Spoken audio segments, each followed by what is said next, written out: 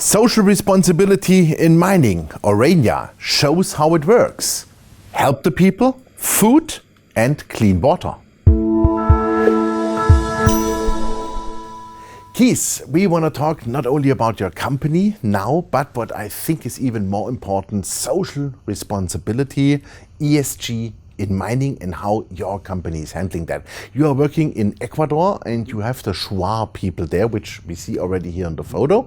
And I think it's very important really to give us an insight how you handle your social responsibility, how you handle it in line, let's say, with the exploration, with the proposed mining you want to do, and especially your aid now during COVID-19.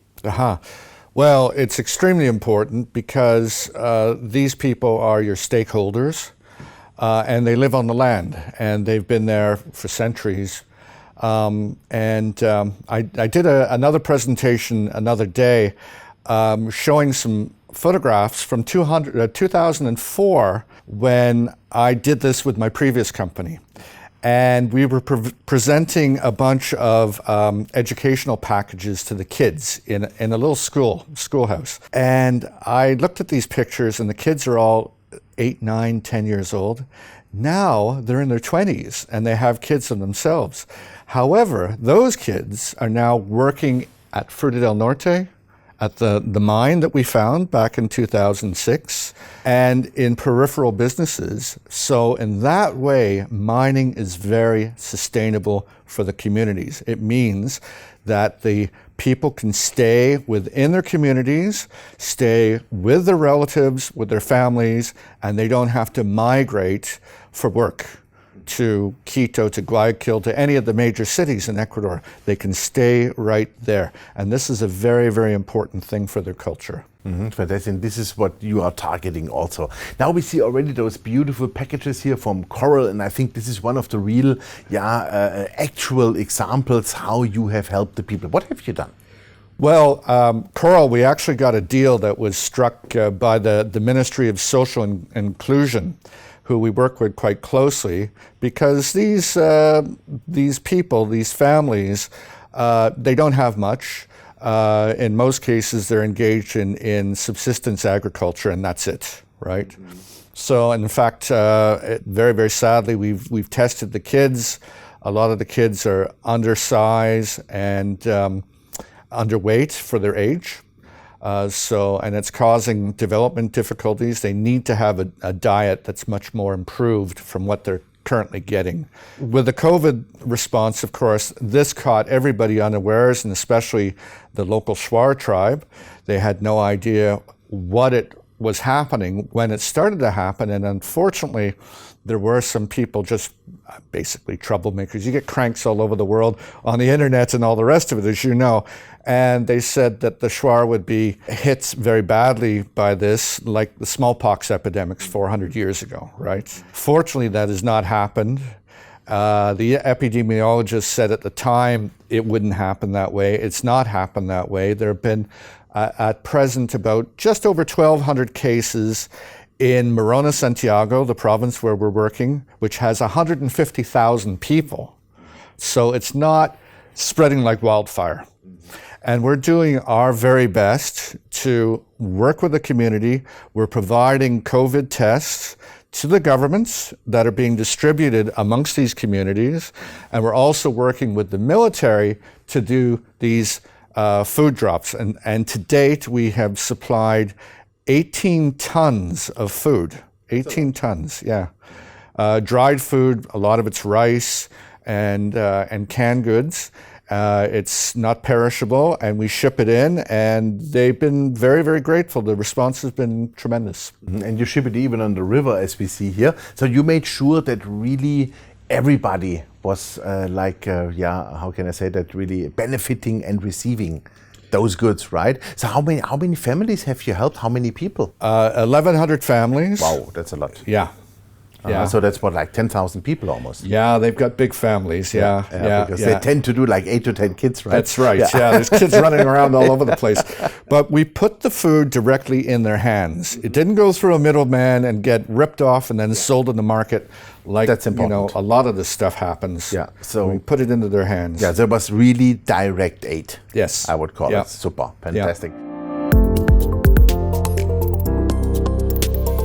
Another really interesting thing, and we were talking about this already last year, is clean water. Clean water is a real issue. Yeah. This is why a lot of kids died so far.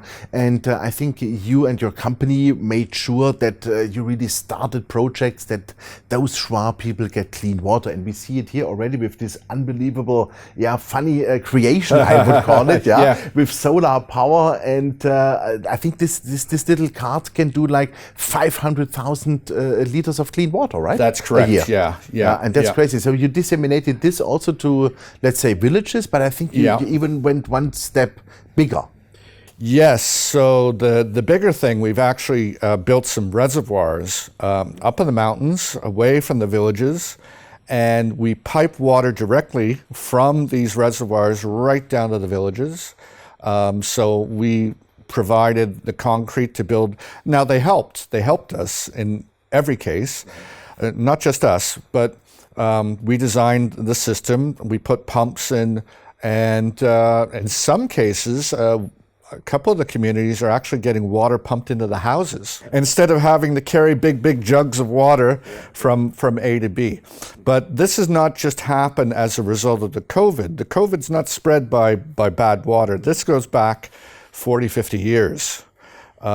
Just through the population dynamics. There's too many people living along the rivers now, and you have cattle, and they're mudding up the river and spreading disease that way. So the problem is with parasites mostly, and the parasites are everywhere in the jungle, and it's just a fact of life. And for centuries they just lived with them. But it did cut their lives short. And so we're trying to put an end to all that. We're working with the Ministry of Health and, as I said, social inclusion and a couple of other ministries as well. And I think at the end of the day, we'll get this done. And look, even if we don't find an economic ore deposit here and bring something in production, we leave that for the next people. I'm going to feel very, very proud and happy that we've made this contribution.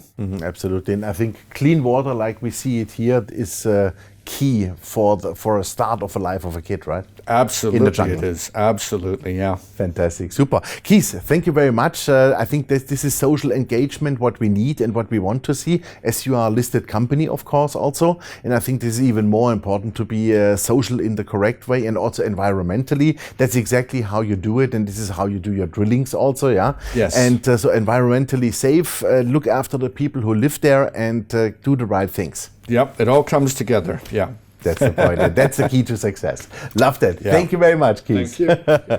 Yeah, ladies and gentlemen, that was Dr. Keith Barron, the CEO and chairman of Aurania Resources. And you saw it was a little bit of a different type of an interview because we wanted to show you that mining is also very responsible for Mother Nature, for the environment, but first of all, really for the natural people, for the native people who are living there. Here, in this case, in Ecuador, it's the Schwa tribe.